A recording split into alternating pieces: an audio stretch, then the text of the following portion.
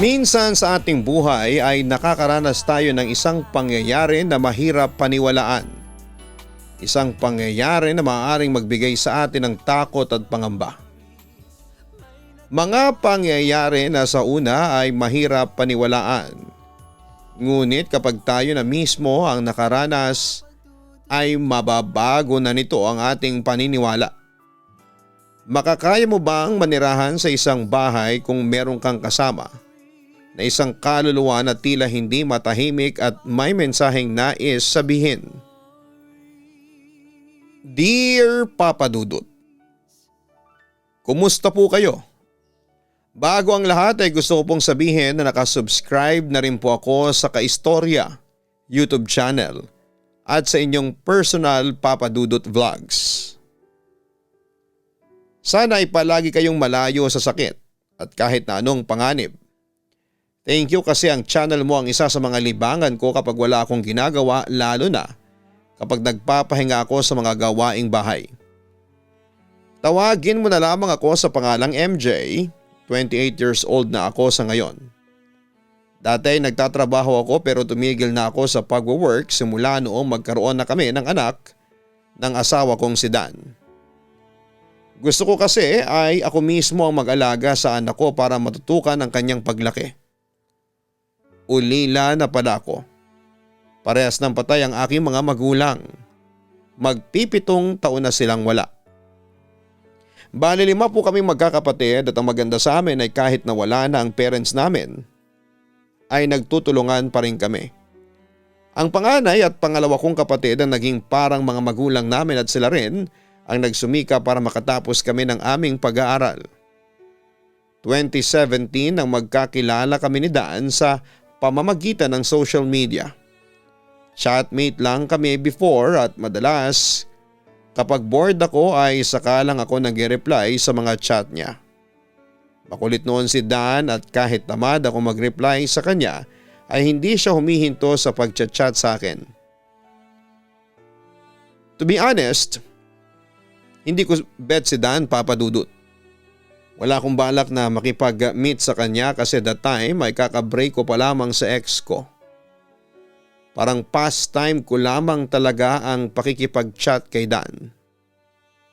Maraming beses na akong inaya ni Dan na makipag-meet sa kanya pero palagi akong tumatanggi. Lahat na yata ng reason ay nasabi ko na sa kanya pero hindi pa rin siya sumuko. Hanggang sa nakulitan ako sa kanya kaya pumayag na ako. Sinabi ko sa sarili ko na pagbibigyan ko si Dan ng isang beses. At pagkatapos noon ay hindi na ako makikipagkita sa kanya. Sobrang saya ni Dan nang finally ay pumayag na ako makipag-meet sa kanya pero sabi ko ay isasama ko ang pinsang kong babae para sa safety ko. Naintindihan naman yun ni Dan. Sa unang beses na na-meet ko in person si Dan ay nagbago ang pagtingin ko sa kanya. Na-attract agad ako sa kanya at hindi lang dahil sa gwapo siya sa personal kundi okay ang personality niya. Kaya hindi ko talaga ina-expect na masusundan pa ang unang pagkikita namin. Hanggang sa nanligaw na si Dan sa akin at sinagot ko siya. Mag-isang nakatira sa condo unit niya si Dan at ang family niya ay nasa province nila. Bukod sa regular job niya ay meron pa siyang mga side hustle. Minsan nga ay sinasabi ko sa kanya na magpahinga siya kasi deserve niya yon. Pero ang sagot niya palagi ay nagsisikap siya para sa future naming dalawa. Dati ay video call ko lamang nakikita ang family ni Dan. Hindi kasi siya nagkakaroon ng time na makauwi sa province nila at maisama ako roon dahil sa sobrang busy niya.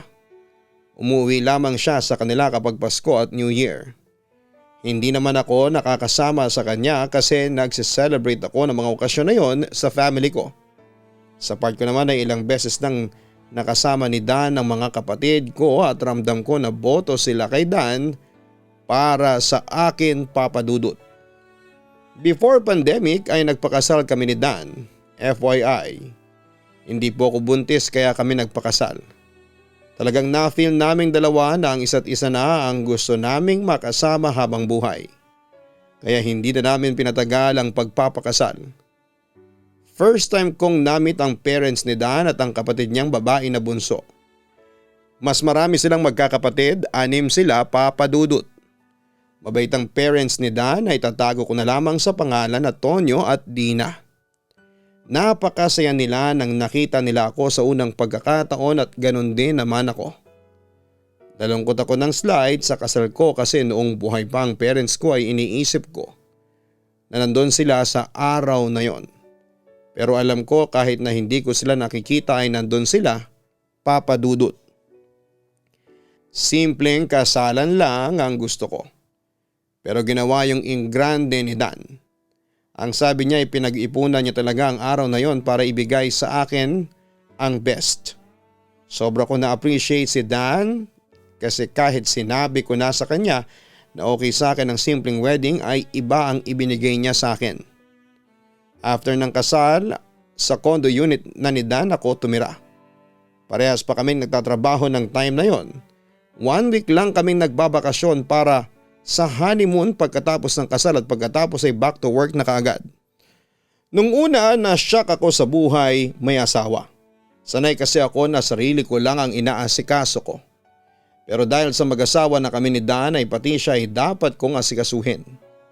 Masarap pala sa pakiramdam kapag naibibigay mo ang pangangailangan ng asawa mo at napagsisilbihan mo siya. Kami ni Dan ang mag-asawa na hindi pressured na magkaroon ng anak. Kung magkakaroon kami kaagad ng anak di masaya, kung hindi naman ay okay lang din. Naniniwala kami na ibibigay ng Diyos ang anak sa amin sa tamang oras at panahon. In-enjoy lang din namin ang time na kaming dalawa pa lamang, Papa Dudut. Hanggang sa dumating na nga ang pandemic. Parehas kami nag-work from home ni Dan. Naging virtual assistant ako at ganoon din si Dan. Hindi na kami nagtitake ng risk na magtrabaho sa labas kasi ayaw namin na makakuha ng virus. Nakakatakot lalo na at may mga napapanood kami sa news na merong mga namamatay. Nagtulungan kami mag-asawa at sa awa ng Diyos ay hindi naman kami tinamaan ng COVID. Talagang grabe ang pag-iingat naming dalawa. Sa loob ng halos 2 taon ay kami lang ang palaging magkasama. At nagkaroon kami ng chance na makilala ang isa't isa. Maraming beses kami nag-aaway at hindi nagkasundo pero dahil doon ay mas nakilala ko si Dan at mas nakilala niya ako. Habang kasagsagan ng pandemic ay madalas nasabihin ni Dan sa akin na kapag naging okay na ang sitwasyon ay uuwi kami sa province nila. Na-realize niya raw dahil sa pandemic na mahalaga ang time sa family. Hindi raw pala dapat palaging trabaho. Noong pumasok kasi ang pandemic ay natakot si Dan na baka hindi na yon matapos at hindi na niya makita ng personal ang kanyang pamilya. Isasama niya raw ako para 2 kaming magbakasyon kahit papaano. Nang pinayagan na ang pag-travel ay hindi nagdalawang isip si Dan na umuwi kami sa kanila. May internet connection naman sa bahay ng parents niya. At ang trabaho naman namin, basta may internet connection ay magagawa namin kahit saan. Nagbook na pala ako ng plane ticket nating 2 pauwi sa amin. So makalawang flight natin, ang sabi ni Dan sa akin. Excited na ako makapunta sa inyo at makasama ng matagal ang family mo, ang wika ko. Sina mami at daddy saka si Paula ang nasa bahay. Yung iba kong kapatid ay may kanya-kanya ng buhay, ang sabi pa ni Dan. Okay lang at least ay makakasama ko ang parents mo, ang wika ko. Sinurpresa namin ni Dan ang family niya. Hindi namin pinaalam sa kanila ang pagpunta namin doon kaya nagulat sila nang dumating kami. Nasabi na sa akin ni Dan na malaki ang bahay nila sa province pero hindi ko ine-expect na sobrang laki nun, Papa Dudut. 3 floors yon at ang daming kwarto. Dahil na rin siguro sa marami silang magkakapatid saka nabanggit din ni Dan sa akin na sa tuwing may family event ay sa bahay nila ginaganap palagi. Palagi ang bakuran nila ay malawak, maraming nakatanim na halaman sa harapan at hanggang sa may likod. Medyo luma na yung bahay pero masasabi ko na matibay pa rin yon, Papa Dudut. Sa kwarto ni Dan kami nagstay, nasa 2nd floor yon. Grabe pala itong bahay ninyo, sobrang laki. Ano pala yung nasa 3rd floor? Mga kwarto rin? Tanong ko. Oo, may guest rooms doon. Saka nandun yung collection ni mami ng mga bags niya. Dati nandun ang entertainment room namin pero inilipat na rito sa second floor. Sagot pa ni Dan. Pwede bang itour mo ako sa third floor? Request ko. Sure ka? Gusto mo? Ang natatawang turan niya. Oo, sure ako. Bakit natatawa ka dyan? Nagtatakang tanong ko. Meron kasing nakatira sa third floor kaya hindi kami masyadong nagpupunta doon. Kapag naglilinis lang sila sa kanila pinupuntahan. Sagot pa ni Dan. Pinapaupahan niyo yung third floor? Tanong ko. Natawa si Dan sa tanong ko at sinabi niyang hindi. Total daw ay matagal kami mag-i-stay doon ay dapat ko na raw malaman kaagad kung ano ang meron sa third floor ng bahay nila. Ayon kay Dan ay merong kaluluwa ng isang babae sa third floor. Bata pa lamang daw siya ay nandun na ang babaeng yon. Hindi raw nila ito kilala dahil wala naman silang kamag-anak na namatay sa bahay nila. Basta na lamang daw itong sumulpot doon at nagsimulang magparamdam at magpakita. Kumonsulta na raw dati ang mami niya sa isang medium at ang sabi na gustuhan lang ng babae na yon na manirahan sa third floor ng kanilang bahay.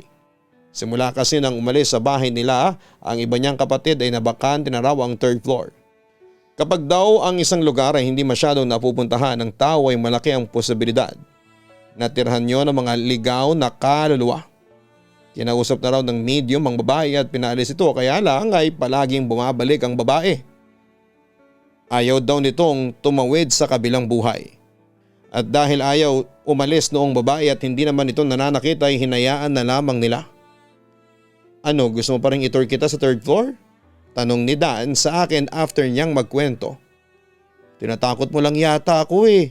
Nakairap kong sabi. Bakit naman kita tatakutin? Kailan ba ako nagsinungaling sa'yo? Saka dito sa lugar namin may aswang. Kaya sa gabi ay huwag kang magpaghalagala nang hindi ako kasama. Baka mamaya ay kunin ka ng aswang. Ang sabi pa ni Dan. Hindi na ako bata para matakot sa mga ganyang kwento mo. Saka hindi totoo ang aswang. Yung multo pwede pa akong maniwala. Sambit ko, Papa Dudut. Ikaw ang bahala kung ayaw mong maniwala sa akin, ang sabi pa ni Dan. Ang hirap kasing paniwalaan ng mga sinasabi mo. Feeling ko tinatakot mo lang talaga ako. Saad ko. Hindi kita pinipilit na maniwala. Maniniwala ka lang siguro kapag ikaw mismo naka-experience. Ang wika pa ni Dan. Hindi ako nahirapan na makisama sa family ng asawa ko, Papa Dudut. Bukod kasi sa mabait silang lahat, kahit papaano ay nakakapag-usap naman kami, dati pa through video call. Masaya rin sila nang malaman nila na mag-i-stay kami roon ni Dan ng matagal. Ang sabi pa nga ng mami ni Dan, kung pwedeng araw ay doon na talaga kami tumira. Para kapag nagkaroon na sila ng apo sa amin ni Dan ay tutulong sila sa pag-aalaga. Ang sabi naman ni Dan ay nagbabalak na kami na bumili ng bahay talaga tapos yung condo unit niya ay papaupahan na lamang o kaya ay gagamiting business for staycation. Ayaw niya raw kasi yung ibenta kasi isa yon sa mga una niyang na-invest. May isang kasambahay sina Dan sa bahay nila na nakastay in, si Ate Marla. Siguro ay nasa late 40s na siya. Mabait din daw siya at masarap magluto. Nakasundo ko rin kagad siya at nalaman ko na siya pala ang nag-alaga kay Dan at sa iba pang mga kapatid ng asawa ko noong mga bata pa lamang ang mga ito. Hindi rin kami nagkaroon ng problema sa aming trabaho dahil okay na okay ang internet connection doon. Kaya kahit magtagal kami ay walang problema.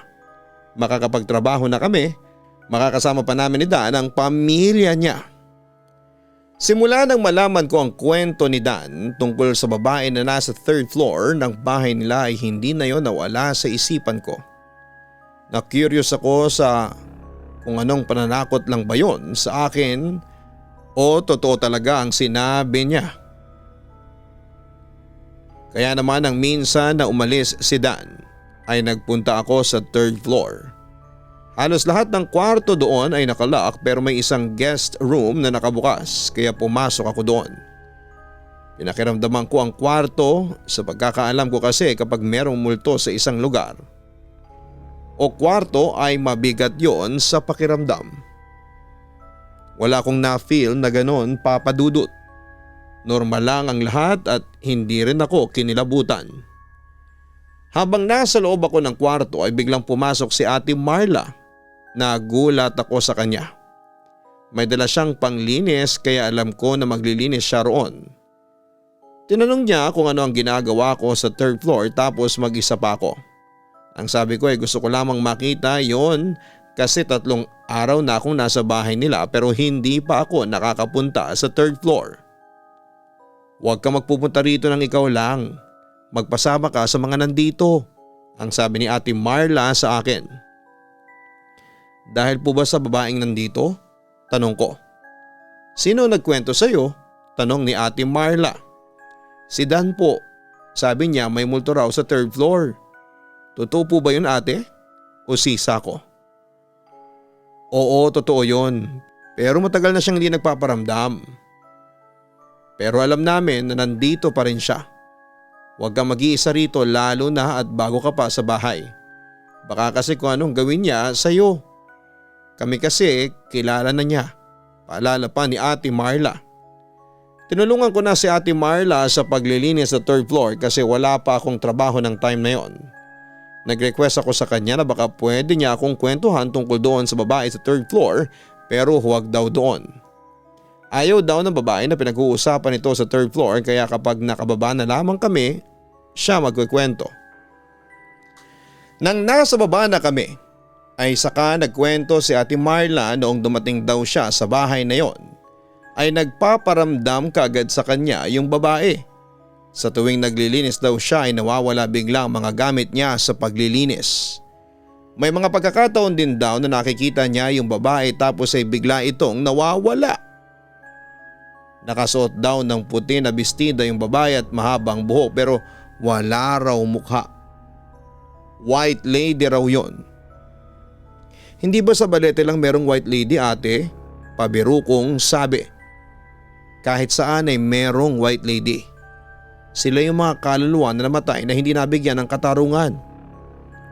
Kaya hindi sila makaalis-alis dito sa lupa. Kaya tandaan mo palagi ang sinasabi ko sa iyo. Huwag kang pupunta ng mag-isa sa 3rd floor kasi bago ka pa lamang dito. Paalala ni Ate Marla. After nang naging kwentuhan namin ni Ate Marla ay naging 50-50 na ang paniniwala ko sa babae na nasa 3rd floor. Medyo naniniwala na ako pero may pagdududa pa rin kasi hindi ko pa siya nakikita o nararamdaman. Hindi ko naman hinihiling na makita siya pero yun lang kasi ang way para 100% na akong maniwala na totoo nga siya, Papa Dudut. May mga pagkakataon na kapag wala akong ginagawa ay natutokso ako na pumunta sa 3rd floor. Kaya lang dahil sa sinabi ni Ate Marla na huwag akong magpupunta roon nang mag-isa ay nagdadalawang isip ako. Isang beses na inaya ko si Dan na samahan niya ako sa 3rd floor ay pumayag naman siya. Isa-isa naming tinignan ang mga kwarto doon at nagtagal kami sa kwarto kung saan ay nakalagay ang collection ng bag ng mami niya. Habang nandun kami ni Dan sa kwartong yon ay may na-feel akong mabigat na bagay na parang sumampa sa balikat ko. Nahilo ako ng kaunti at pakiramdam ko ay gusto ko nang matulog. Inaya ko na si Dan na umalis kami roon. Nang nandun tayo sa room ng mga bags ng mami mo, nahilo ako bigla. Ang sabi ko kay Dan nang nasa kwarto na kami. Baka buntis ka na, ang sabi pa ni Dan. Baliw hindi siguro. Basta ibang pakiramdam ko sa kwarto na yon, ang turan ko. Buti nga ikaw sa mga kwento ng mga bags lang may nararamdaman na ganyan. Ako sa buong time na nasa 3rd floor tayo ay mabigat ang pakiramdam ko. Pag-amin pa ni Dan. Inamin din ni Dan sa akin na nararamdaman niya na merong nakasunod sa aming dalawa noong nasa 3rd floor kami. Hindi niya lang daw sinabi sa akin kasi baka matakot ako. Alam daw niya na nandun pa rin yung babae at hindi pa rin po ito umaalis. 1 month na kami sa bahay ni Dan. Nasanay na agad ako sa buhay roon. Isa sa nagustuhan ko habang nandun kami, Papa Dudut, ay ang pagkain na si Ate Marla ang nagluluto. Hindi ko na kailangan magluto kasi si ate na ang gumagawa noon at lahat ng niluluto niya ay masarap. Dumating ang kapatid ni Dan na panganay na si ate Danica. Kasama niya ang dalawa niyang anak na babae na parehas na teenager. Doon daw muna sila ng 1 week. Nang mag-request ang dalawang anak ni ate Danica na doon sila matutulog sa 3rd floor ay pinagbawalan sila ni ate Danica. Sa 2nd floor daw sila at magkakasama sila sa iisang kwarto. Na-realize ko kahit na si ate Danica ay naniniwala sa babaeng nasa 3rd floor dahil obvious na iniiwas niya roon ang mga anak niya. Kahit na first time naming mag-meet ni ate Danica, nang time na yon ay nagkasundo kaagad kaming dalawa. Talagang lahat ng member ng family ni Dan ay mababait at madali silang pakisamahan, Papa Dudut. Madalas kaming magkwentuhan ni ate Danica kapag wala akong ginagawa. Siyang nagbigay sa akin ng tips kapag buntis at sa pag-aalaga ng baby. Dapat daw ay meron na akong ideya sa mga ganong bagay para kahit papaano ay meron na akong alam kapag nabuntis na ako at nagkaroon ng baby. Marami akong natutunan sa kanya at ang sabi ni Dan sa akin ay masaya siya na nakakasundo ko ang mga kapatid niya. Kapag daw nagkaroon ng pagkakataon at lahat silang magkakapatid ay nasa bahay, ay isasama niya ako ulit doon para makilala ko ang iba pa niyang kapatid na hindi ko pa nakikilala. Isang gabi ay napagkasunduan naming maglaro ng bingo after naming mag-dinner.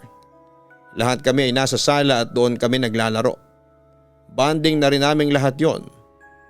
Habang tumatagal kami sa laro ay nagkakasayahan na kami. Naging maingay na rin kami dahil gano'n naman yata talaga kapag naglalaro ng bingo. Talagang maingay. Aliw na aliw kaming lahat kaya hindi ko na rin namalayan ang oras. Hanggang sa gitna ng paglalaro namin ay may narinig kaming malakas na ingay sa 3rd floor ng bahay. Para bang may malaking bagay na malakas na ibinagsak sa sahig. Natigilan kaming lahat, Papa Dudut. Nagkatinginan kami na para bang lahat kami ay nagtataka kung ano ang pinagmula ng malakas na ingay sa itaas. Lahat kami ay nasa sala kaya imposible na may isa sa amin ang gagawa ng ingay na yon. Nandito pa rin ba siya? Tanong ni ate Danica na halos pabulong na. Hindi naman yun umaalis sa bahay. Minsan tahimik lang siya, minsan nagpaparamdam. Sagot ng mami ni Dan. Naramdaman ko ang takot nila, Papa Dudut. Kahit ako ay natakot na rin. Baka naman may pusang nakakyat sa taas. Sandali at titingnan ko. Tura ng daddy ni Dan. Sinamahan ni Dan ang daddy niya sa pagpunta sa 3rd floor. Hindi na ako nakatiis at sumunod na rin ako sa kanila. Nang nasa 3rd floor na kami ay na-feel ko ang kakaibang lamig doon, Papa Dudut. Yung lamig na parang tagos hanggang sa buto. Nagtataas na ng balahibo ko sa aking magkabilang braso at kinikilabutan ako ng malala. Ang bigat din sa pakiramdam. Kahit okay ako ay parang gusto kong umiyak na hindi ko maintindihan. Nakaramdam din ako ng pagkahilo at napansin yon ni Dan. Okay ka lang ba? Namumutla ka. Nag-aalalang sabi ni Dan sa akin. Medyo nahihilo ako, sagot ko. Buwaba ka na lang kaya? Baka kung anong mangyari sa iyo dito, ang sabi pa ni Dan. Tumanggi ako at sinabi ko na okay ako at wala siyang dapat na ipag-alala sa akin. Habang nag-uusap kami ni Dan ay chinek ng daddy niya isa-isa ang mga kwarto. Nang buksan niya ang kwarto ng mga bags ay sinabi niya kay Dan na tawagin namin ang mami ni Dan dahil meron itong kailangang makita. Iniwanan ako ni Dan doon para tawagin sa baba ang mami niya. Ang daddy naman niya ay nanatili sa loob ng kwarto ng mga bag. Patindi ng patindi ang hilong nararamdaman ko ng sandaling yun, Papa Dudut, at feeling ko anytime ay mawawala na ako ng malay. Nakabukas yung pinto ng kwarto ng mga bag.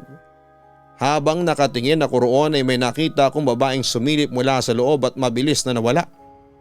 Hindi ko nga lang nakita yung mukha ng babae kasi parang ang labo ng mukha niya na hindi ko ma-explain ng maayos. Natakot ako sa mga nakita ko at hindi ako nakapagsalita o makagalaw man lang sa aking kinakatayuan. Alam ko na yon, yung babaeng nasa third floor na sinasabi ni Dan na doon nakatira. Sa pagbalik ni Dan sa third floor ay kasama na niya ang mami niya. Magkasama silang pumunta sa kwarto ng mga bag at narinig ko ang nag-aalalang boses ng mami ni Dan. Diyos ko, anong nangyari sa mga bag ko? Ang sabi ng mami ni Dan. Na-curious ako sa kung ano ang nangyari sa room na yon, Papa Dudut. Kahit nahihilo na ako ay pinilit kong maglakad at pumunta doon. Nakita ko na nakakalat sa sahig ang ibang bags. Nagalit siguro siya kasi ang ingay natin sa ibaba. Ang sabi ng daddy ni Dan. Bakit naman niya ito gagawin? Nasa ibaba naman tayo. Hindi naman tayo dito sa third floor nag-iingay. Diyos ko, atin ang bahay na ito pero tayo pang nakikisama sa kanya. Ang mangyak-ngyak na sabi ng mami ni Dan. Pinagtulungan nilang ayusin ang mga bag at mabuti na lamang at walang nasira sa mga yon. Gusto ko sanang tumulong pero sobrang hilong-hilo na ako, Papa Dudut. Alam ko na kailangan ko na ng tulong ng asawa ko. Dan? Mahina kong sabi. Bakit? Tanong ni Dan pagkalingon niya sa akin. Nahihilo ako. Gusto ko ng buwaba, sagot ko. Palapit na si Dan sa akin nang tuluyan na akong hinimatay. Hindi ko na alam kung nasa looban niya ako o bumagsak ako sa may sahig. Habang wala akong malay ay nanaginip na ako. Sinasakal daw ako ng isang babae na walang mukha. Galit na galit siya sa akin sa dahilan na hindi ko alam. Nang magising ako ay nakahiga na ako sa kama sa kwarto ni Dan. Nakita ko si Dan na nakaupo sa may kama at hawak ang cellphone niya. Nang makita niya akong gising ay nilapitan niya ako at agad na kinumusta. Kumusta na ang pakiramdam mo? Nahihilo ka pa rin ba? Ang pag-aalala niyang tanong. Medyo okay na ako. Dan, napanaginipan ko yung babae sa third floor. Sinasakal niya ako. Tapos nakita ko rin siya noong nandun tayo sa itaas. Sumilip siya sa may pinto. Nanginginig kong kwento kay Dan. Di naniniwala ka na ngayon na meron talaga kaming tenant na multo sa third floor. Basta simula ngayon huwag ka nang pupunta doon. Baka kasi dahil sa bago ka rito ay ayaw niya sa'yo. Ang sabi pa ni Dan. Pero tama ang mami mo, bahay niyo ito. Bakit kayo ang kailangan mag-adjust sa kanya? Tanong ko. Nasanay na rin siguro kami. Saka hindi naman siya kagaya ng isang normal na tao na kaya nating kausapin na umalis. Tugon pa ni Dan.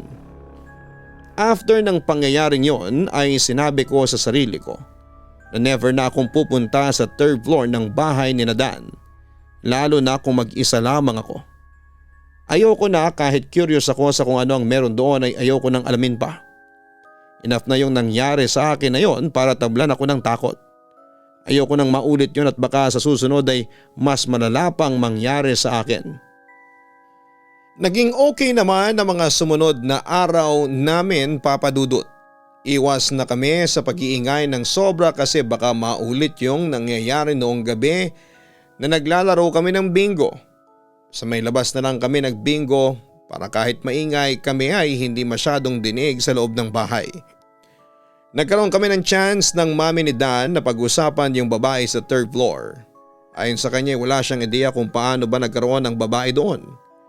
Pero naniniwala siya sa sinabi ng medium na tumingin dati sa bahay nila.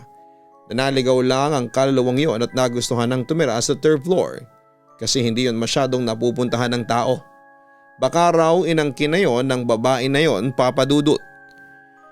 Pero dapat po ay may gawin ulit kayo para mapaalis siya. Hindi naman pwedeng forever kayong mag-a-adjust para sa kanya.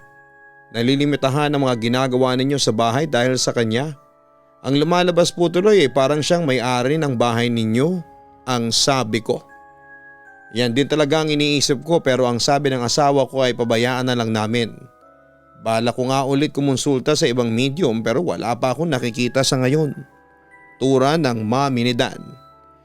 Tinanong niya ako kung meron ba akong kilalang medium o taong mas may kakayahan na magpalayas ng kaluluwa. Sabi ko ay wala akong kilala pero kapag nakita ko ay sasabihin ko kaagad sa kanya. Kahit ako ay naging sobrang maingat sa mga galaw ko sa bahay na yon, Papa Dudut, never na akong nagpunta sa third floor ng bahay dahil sa takot ko na magpakita na naman sa akin yung babae. Alam ko rin na siya ang dahilan kung bakit ako nahilo at nawala ng malay. Baka nga talagang galit siya sa akin kahit wala akong alam na ginawa ko sa kanya para magalit siya sa akin. Curious lang naman ako sa kanya dati. Isang gabi tulog na kaming lahat. Nalimpungatan ako at nakaramdam ng pagkauhaw at kailangan ko ring gumamit ng CR. Bumangon ako at lumabas ng kwarto.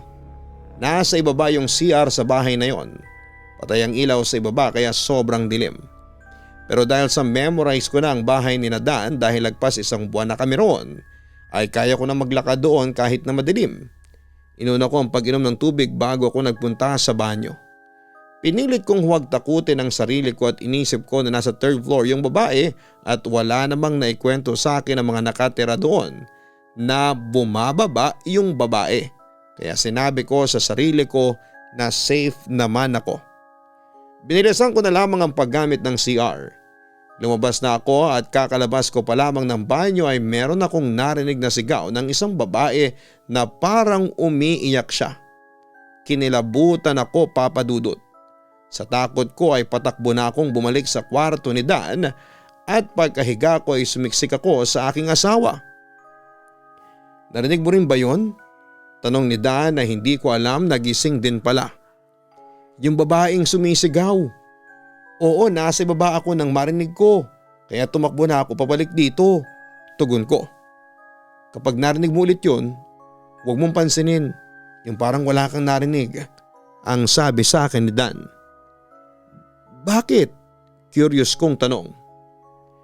Ikinuwento sa akin ni Dan na dati narinig nila na sumisigaw yung babae tapos ay pinuntahan ni Ate Marla sa third floor yung sumisigaw kasi doon nila narinig. Tapos nang nasa third floor na si Ate Marla ay sinapian daw ito ng babae. Nagtaka raw sila kung bakit ang tagal ni Ate Marla sa third floor kaya pinuntahan nila ito at naabutan daw nila na nakaupo sa sahig si Ate Marla at iyak ng iyak. Tinanong nila kung bakit ito umiiyak pero bigla itong sumigaw na parang galit na galit. Doon na raw nila na-realize na sinapian na si Ate Marla.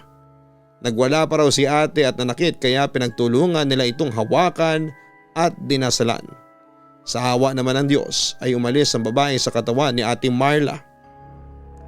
Nang tinanong nila si Ate Marla kung ano ang nangyari ay sinabi nito na nakita niya yung babae na nakatayo sa harapan ng isang kwarto. Pagkatapos noon ay nahilo si Ate Marla at wala na itong naalala pa sa mga sumunod na nangyari. Kaya nung sinabi mo na nahihilo ka noong nasa third floor tayo, ay natakot ako para sa iyo, MJ. MJ, akala ko ay sasapian ka rin ng time na yon, ang sabi pa ni Dan. Salamat sa Diyos at hindi ako sinapian, kinikilabutan kong wika. Kaya nga hindi ko rin kasi alam ang gagawin kung sinapian ka niya. Ang wika pa ni Dan. Mas lalo akong natakot nang malaman ko na kaya palang sumapi ng babaeng yon, Papa Dudut. Mabuti na lamang talaga at hindi siya sumapi sa akin nang nandun ako. Hindi ko kasi kayang ma-imagine na merong ibang nilalang ang kokontrol sa katawan ko. Inisip ko pa lamang yon na mangyari sa akin ay natatakot na kaagad ako. Dan, bumalik na kaya tayo sa kondo mo? Natatakot na kasi ako rito ang sabi ko kay Dan. Hindi pa tayo pwedeng umalis. Next week ay birthday ni Ate Danica. Dito siya magse-celebrate. Sayang naman kung aalis tayo ngayon tapos babalik din tayo next week. Hayaan mo at papatapusin lang natin ang birthday ni ate. Tapos aalis na tayo rito. Basta habang nandito pa tayo ay huwag ka na lang pupunta sa third floor, ang sabi pa ni Dan. Kahit na hindi mo yan sabihin sa akin ay hindi ko talaga gagawin. Hindi ako pupunta roon, ang turan ko. Wala na akong nagawa kundi ang magstay ng ilang araw pa sa bahay ni Dan, Papa Dudut. Nakakahiya rin kasi kung bigla kaming aalis tapos ay birthday pala ni Ate Danica. Baka kung ano pa ang isipin ng family ni Dan. Pero kung meron akong hinahangaan na tao sa bahay ni Dan ay si Ate Marla yon. Kasi nagagawa niyang magpunta sa third floor para maglinis kahit na mag-isa lamang siya. Ate Marla, grabe ang tapang mo no? Kahit na wala kang kasama, pumupunta ka pa rin sa third floor? Ang sabi ko kay Ate Marla. Wala akong magagawa. Trabaho ko yun. Saka kapag nagpaparamdam sa akin yung babae ay hindi ko pinapansin. Kapag kasi pinansin mo ay mas lalo siyang magpapapansin. Natatawang sabi pa ni Ate Marla. Pero totoo ba na sinasapian ka nung babae dati? Nakwento kasi sa akin ni Dan. Tanong ko. Oo, totoo yun. Ilang linggo rin akong hindi umakyat sa third floor dahil doon. Natakot ako na baka sapian ulit ako pero naisip ko na ako ang talo kapag nagpadala ako sa takot ko. Saka siya ang dayo rito kaya siya ang dapat na matakot sa atin. Kaya kapag nagpupunta ako sa third floor ay palagi ako may dalang rosary na pinabless ko sa simbahan. Protection ko yon sa babaeng yon.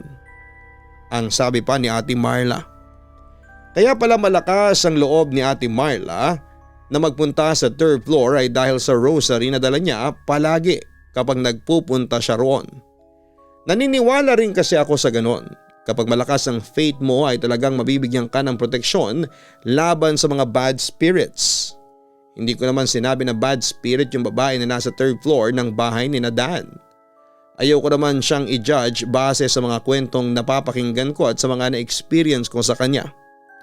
Dumating na ang araw ng birthday ni Ate Danica. Nag-decide sila na sa bahay na lamang maganda dahil medyo takot pa kaming lumabas dahil sa virus. Namili kami ni na Ate Danica at ni Mommy sa grocery na mga lulutuin. Maaga kami nag-grocery para makapagluto kami kaagad. Ako na ang nagpresentang gumawa ng dessert para naman makatikim sila ng pagkain na ako ang gumawa. Pag-uwi namin ay nag-start na kami magluto, si Ate Marla ang punong abala sa pagluluto habang kami ay tinutulungan lamang siya. Sobrang busy namin kaya hindi na namin alam ang ginagawa ng mga ibang kasama namin sa bahay. Wala kaming kaalam-alam na nagpunta pala sa third floor yung dalawang anak ni Ate Danica. Kausap kasi ni Dan ang daddy niya sa labas ng bahay kaya hindi rin sila napansin. Nalaman lang namin na nandun sila nang marinig namin na sumisigaw na bumaba ng hagdanan yung mga anak ni Ate Danica. Napatakbo tuloy kami sa kanila at nakita namin na nanginginig sila sa sobrang takot. Ano nangyari sa inyong dalawa? Nag-hysterical na tanong ni Ate Danica sa mga anak niya. Si ate may nakita siyang babae sa itaas. Sagot ng isang anak ni Ate Danica. Bakit kasi kayo nagpunta doon? Sinabihan ko na kayo na hindi kayo pwedeng pumunta sa third floor, hindi ba? Ang kukulit nyo kasi. Galit na tura ni Ate Danica. Huwag mo nang pagalitan ng mga anak mo. Nakita mo na nga't natakot na eh. Singit pa ng mami ni Dan. Ang kukulit kasi ng mga yan, mami. Ilang beses ko na silang pinagsabihan pero ayaw makinig. Paano kung may nangyaring masama sa kanila? Nag-aalalang sabi ni Ate Danica. Safe naman sila, hayaan mo na. Turon pa ng mami ni Dan. Hindi pa doon natapos ang katatakutan para sa araw na yon, Papa Dudut. Habang kumakain na kami, nakarinig kami ng tunog sa itaas. Para bang may taong nahuhulog sa hagdan at nagpapagulong-gulong. Nagpapapansin na naman siya. Baka gustong makikain sa handa natin. Pabirong sabi pa ni Ate Marla. Baka naman birthday din niya ngayon. Biro ng daddy ni Dan. Hayaan nyo na lang, wag na nating pansinin. Ang sabi naman ni Dan. Nagstay pa kami sa bahay ni Dan ng another 2 days pagkatapos ng birthday ni Ate Danica. Nagpaalam na kami sa family ni Dan na aalis na kami dahil matagal na nga kaming wala sa condo unit ni Dan. Baka kasi sobrang dumi na roon. Kahit paano ay nakahinga na nga ako ng maluwag. Pagbalik namin sa condo ay hindi ako makapaniwala na na-survive ko ang pagstay ko sa bahay ni Dan ng ganong katagal. Nakapagkwentuhan pa nga kami ni Dan at pinagtawanan na lang namin ang experience namin. May mga pagkakataon na bumabalik kami sa bahay ni Dan pero dahil alam ko ang mga hindi ko dapat gawin ay medyo nababawasan na ang takot ko. Nasasanay na rin ako siguro. Kapag nagpaparamdam yung babae ay hindi ko na lamang pinapansin. Deadman na lamang kung baga. Sa huling pag-uusap namin ng mami ni Dan ay nabanggit niya sa akin na merong nirekomendang espiritista yung kumari niya at bago yata magpasko ay pupuntahan niya yung bahay nila. Sana raw ay mapaalis na ang babaeng yon sa bahay nila dahil ayaw din kasi niya na forever na yung nandun. Buti raw sana kung nagbabayad yung babae ng renta nito sa paninirahan sa bahay nila. Wala akong ibang dasal kundi ang maging safe ang pagpapalayas doon sa babae at sana sa pagkakataon na yun ay mapalayas sa talaga nila ang babaeng yon. Kahit na hindi naman siya nananakit ay nakakatakot pa rin lalo na at walang nakakaalam sa mga susunod nitong gagawin.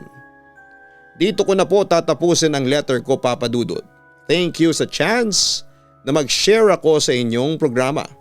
Malaking karangalan po ito para sa akin kasi fan ninyo ako. Maraming salamat po at lubos na nagpapasalamat at gumagalang, MJ. Sadyang maraming bagay sa ating mundo na kung iisipin ay mahirap paniwalaan. Mababago lamang ang ating paniniwala kapag tayo mismo ang nakaranas ng bagay na yon. Kaya kapag bago tayo sa isang lugar ay mag-ingat tayo lalo na kung binigyan na tayo ng babala ng mga tao sa paligid natin. Hindi natin maiiwasan na maging curious. Nature na kasi ng isang tao yon. Ang alamin ng mga bagay na hindi niya alam. Kaya mas makakabuti na habang inaalam natin ang totoo sa isang bagay o nilalang ay samahan natin ito ng dasal at pananampalataya sa ating Diyos. O kung pwede naman ay huwag na nating ukayin ang bagay na maaaring magdulot ng panganib sa atin. May mga bagay talaga na mas maganda na hinahayaan na lang natin at hindi na inuungkat pa. Hanggang sa muli, ako po ang inyong si Papa Dudut. Huwag kalimutan na mag-like, share and subscribe. Hanapin din po ang Papa Dudut YouTube channel na Papa Dudut Vlogs at ang Kaistorya YouTube channel. Salamat po. Ang buhay ay mahiwaga, laging may lungkot at saya. Sa Papa Dudut Stories, laging may karamay ka.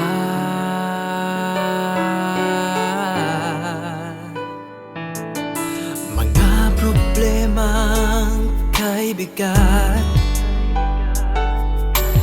dito ay pakikinggan ka. Sa Papa Dudut Stories, kami ay iyong kasama. Dito sa Papa Dudut Stories, ikaw ay hindi nag-iisa.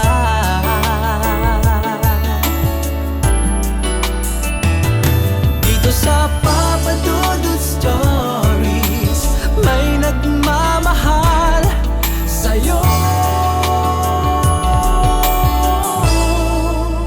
Papa Dudut Stories, Papa Dudut Stories, Papa Dudut Stories.